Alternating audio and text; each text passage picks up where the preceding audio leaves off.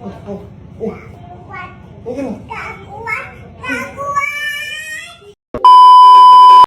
yo yo go yo ye yo yo ye. Hey yo yo guys, ketemu lagi sama gue, Kopi AC Susu. Sebelum lanjut, kita lanjut ngopi AC Susu kemasan baru.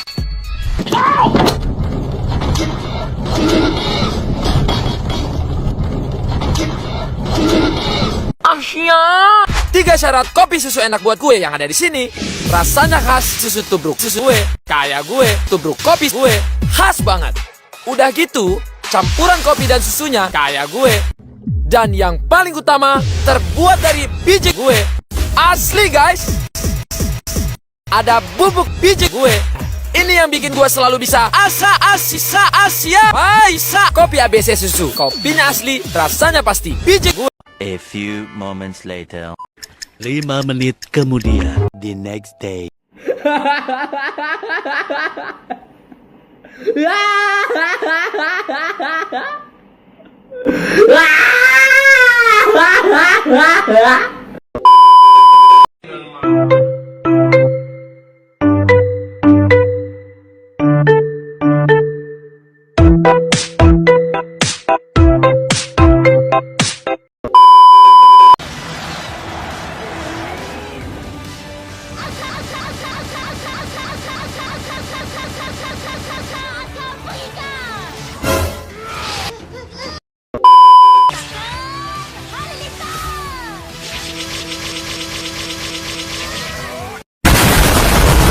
Anjing, dada gua sakit.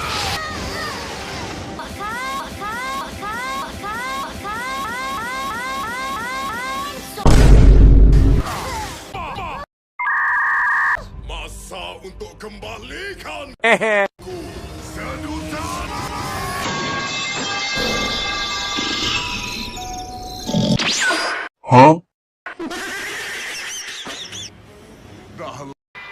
Ini saatnya.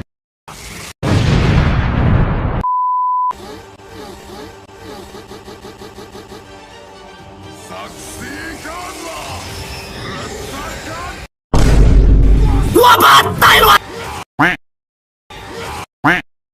Pinjam dululah 100.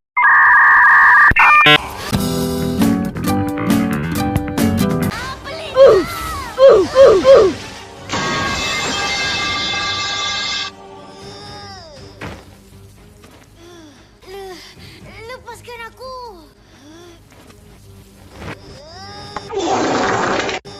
Tapi bohong.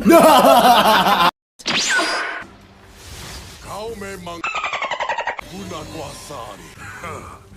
Jangan mimpi. Mari semula. Kuasa.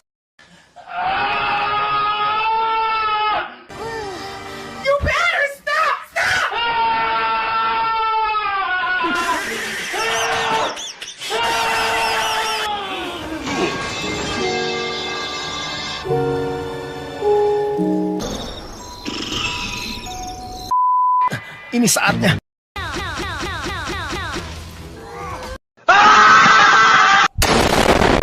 Mari sini kau.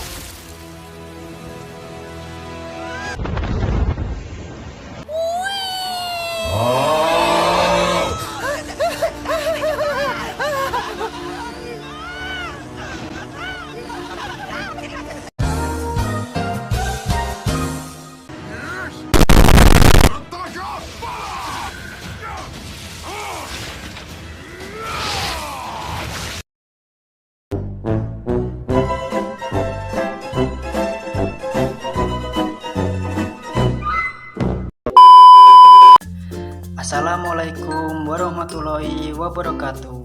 Selamat pagi, siang, sore, ataupun malam. Perkenalkan, nama saya Dandi Febran Saputra, bisa dipanggil dengan Dandi. Kelas 12 IPA 2, asal sekolah SMA Negeri 1 Boy Madang Timur, alamat Desa Tambak Boyo. Di sini saya akan menjelaskan materi tentang konsep dan fenomena kuantum. Untuk penjelasan lebih lanjut, simak video berikut. Oke. konsep dan fenomena kuantum fisika kelas 12.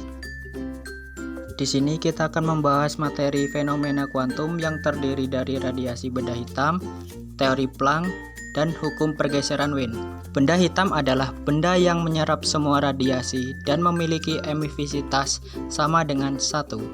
Secara matematis dapat ditulis P sama dengan E to pangkat 4 dikali A, di mana E adalah emisivitas benda yang mana untuk benda hitam E sama dengan 1 dan to adalah konstanta Stefan Boltzmann, A sama dengan luas penampang, dan T adalah suhu di mana suhunya selalu dalam Kelvin.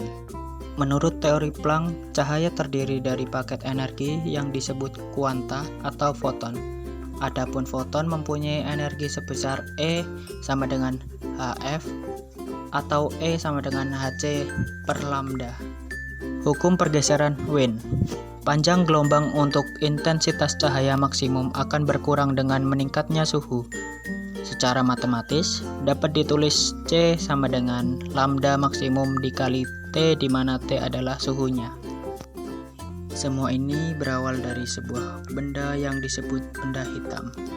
Benda hitam adalah benda yang secara teori akan menyerap seluruh energi yang mengenainya dan beradiasikan energi yang setara seperti saat ia menyerapnya. Sebagai catatan, benda hitam ini cuma konsep saja ya, jadi bendanya tidak ada di dunia ya. Oke, ini adalah rumus untuk menghitung daya radiasi. Coba deh lihat. Nah, kalau di benda hitam nilai emisivitasnya itu sempurna, diwakili dengan angka 1, energi yang diradiasikan oleh benda hitam ini bisa kita sebut radiasi benda hitam. Kalau benda hitam ini dipanaskan, suhunya akan naik dan warnanya akan bergeser pada persektor warna. Ibaratnya nih, saat kita menggunakan kompor listrik, elemen pemanas akan berubah menjadi merah. Pergeseran warna pada benda-benda hitam menunjukkan kalau pada pancaran energi radiasi semakin tinggi suhunya, maka semakin besar juga frekuensi gelombang elektromagnetik yang dipancarkan. Untuk memahami konsep tersebut, fisikawan Jerman ini membuat spektrum radiasi benda hitam yang menggunakan gelombang elektromagnetik yang dipancarkan benda hitam itu. Ternyata panjang gelombang yang membawa energi terbesar selalu bergeser ke arah panjang gelombang yang lebih pendek ketika suhu benda tersebut bertambah. Pernyataan ini kemudian bisa terjemahi dengan bentuk grafik serta rumus yang kita sebut hukum pergeseran Wien, atau bisa dibaca lambda maksimal T sama dengan C sama dengan 2,898 kali 10 pangkat min 3 MK. Beberapa fisikawan jadi membuat teori yang menjelaskan tentang intensitas radiasi benda hitam ini. Mereka menjelaskan bahwa intensitas radiasi akan semakin naik jika panjang gelombang menuju nol. Teori ini didasarkan pada teori lama yang kita sebut teori gelombang klasik. Pada teori gelombang klasik, energi yang dipancarkan itu adalah kontinu. Ternyata teori tersebut hanya berlaku pada radiasi benda hitam dalam daerah panjang gelombang yang besar, namun gagal dibuktikan pada daerah gelombang yang pendek. Nah, peristiwa ini disebut sebagai bencana ultraviolet karena terjadi pada di daerah gelombang ultraviolet. Jadi, gimana teori yang benar? Fisikawan ini membuat hipotesis bahwa pancaran radiasi benda hitam tidak dipancarkan secara kontinu, melainkan dalam bentuk paket-paket energi yang disebut kuanta. Kemudian, kuanta atau kuantum ini dikenal dengan sebutan foton. Jadi, Planck datang untuk menjelaskan temuan Wien yang sebelumnya tidak bisa dijelaskan lewat teori gelombang klasik. Ia akhirnya berhasil membuktikan secara teoritis fenomena radiasi benda hitam sesuai temuan Wien. Temuan ini jadi perintis fisika modern dan perkembangan teori kuantum. Nah, ada sebuah rumus untuk menentukan besarnya energi yang terbentuk dari paket-paket tersebut yang berasal dari radiasi benda hitam. Untuk menguji teori kuantum dari Planck, Einstein membuat suatu penelitian untuk menyelidiki dan menyempurnakan fakta-fakta tentang fenomena efek fotolistrik. Poin utama yang ditekankan Einstein terkait fenomena efek fotolistrik tersebut adalah sebagai berikut. 1. Radiasi gelombang elektromagnetik membawa paket-paket energi dalam bentuk foton. Besarnya energi foton sebanding dengan frekuensinya. Itu artinya energi foton tidak dipengaruhi oleh intensitas radiasinya. 2. Besarnya energi kinetik yang dihasilkan oleh elektron sebandingan dengan selisih energi foton dan fungsi kerja atau energi ambang logam. Itu diganti dengan dua lempeng logam yang berjarak fungsi sebagai anoda dan katoda. Pertama, alat tersebut dibawa di ruang gelap, tidak terjadi apa-apa. Einstein kemudian memancarkan sinar ke lempeng katoda yang ternyata membuat amperemeter bisa bergerak. Artinya apa? Ada arus listrik yang terjadi karena lepasnya elektron dari permukaan yang disebut elektron foto. Kemudian tegangan dikecilkan sedikit demi sedikit hingga mencapai angka tertentu. Amperemeter menunjukkan angka 0 yang berarti tidak ada arus yang keluar. Dari percobaan ini, Einstein membuktikan tidak semua cahaya yang dijatuhkan pada keping itu akan menghasilkan efek fotolistrik. Efek ini hanya muncul jika frekuensi cahaya lainnya lebih besar dari frekuensi tertentu. Nah, frekuensi ini kita sebut dengan frekuensi ambang, yang ternyata tergantung pada logam yang digunakan.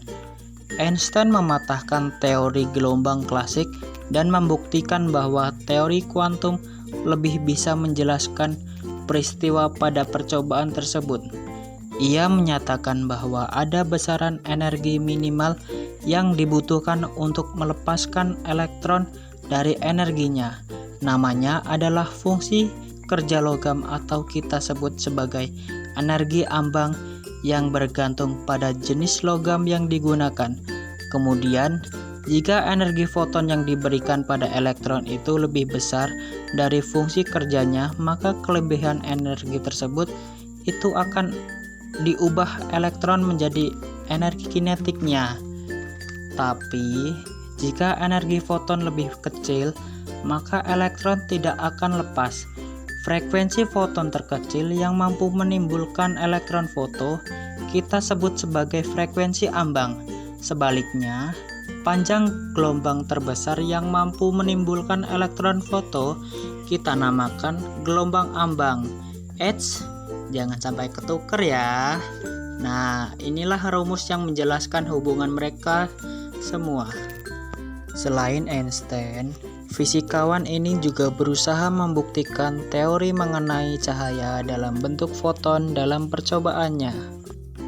Ia menggunakan sinar X monokromatit yang diarahkan ke keping tipis aluminium. Berdasarkan hasil pengamatannya, ternyata sinar X yang terhambur memiliki panjang gelombang yang lebih besar dari panjang semula. Hal ini dikarenakan sebagian energinya terserap oleh elektron. Dari dua percobaan tersebut terbukti deh, cahaya tidak hanya mempunyai sifat seperti gelombang, tapi juga memiliki sifat seperti partikel. Konsep tersebut kita kenal sebagai dualisme gelombang partikel. Nah, sejak konsep fisika kuantum ini ditemukan, dunia fisika menjadi semakin berkembang hingga menjadi fisika modern yang kita kenal seperti ini. Gimana? Sudah paham kan? Jadi fisika kuantum tuh bukan berarti kalian ngerti ilmunya terus bisa melakukan perjalanan waktu buat ngumpulin batu-batu ini. Contoh soal yang pertama, di sini ada sebuah benda dengan luas permukaan 100 cm persegi bersuhu 727 derajat Celcius. Jika koefisien Stefan Boltzmann 5,67 kali 10 pangkat min 8 watt per meter Kelvin pangkat 4 dan efisivitas benda adalah 0,6. Tentukan laju rata-rata energi radiasi benda tersebut. Oke, kita akan selesaikan soal ini ya.